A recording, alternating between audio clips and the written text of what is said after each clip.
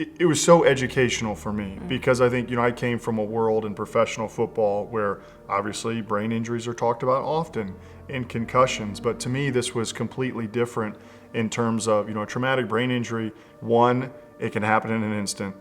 Two, people generally don't think that anything's coming. And three, just for your children and just to hear their stories and viewing it from the lens of a parent.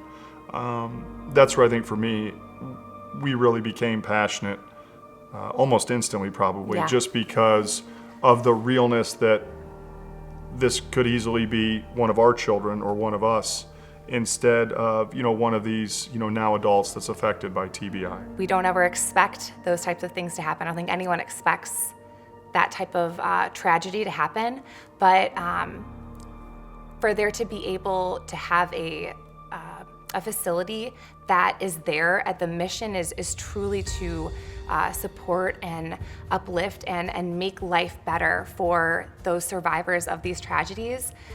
We knew we needed to be a part of it. That's our belief, as faithful Catholic Christians, is that's our call, right? Matthew 25, whatever you do for the least of my brothers or sisters, you do for me. But for a lot of people, I think it's different if you're born with a disability and you've kind of lived that way your whole life. But TBI, survivors, they've lived this completely normal life, and they were high achievers and great teachers and athletes and had hopes and dreams and ambitions. And then your life changes in an instant, and it's like that, a community like that for people that have lived, kind of almost these two siloed lives, and but they know the past. I imagine that's even harder for them, and so that's where I think an organization in Villa Licci and what they're doing is just going to be so powerful and so impactful to bring a community and a sense of love and care with other people. Because as we know in society now, and especially coming out of COVID, loneliness and depression and sadness. I heard a stat the other day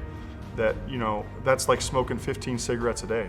Somebody said, in terms of how damaging that is to the future, smoking 15 cigarettes, you'd be like, man, that's horrible. No one would ever do that. But that's the same thing people are dealing with that deal with loneliness, depression and isolation.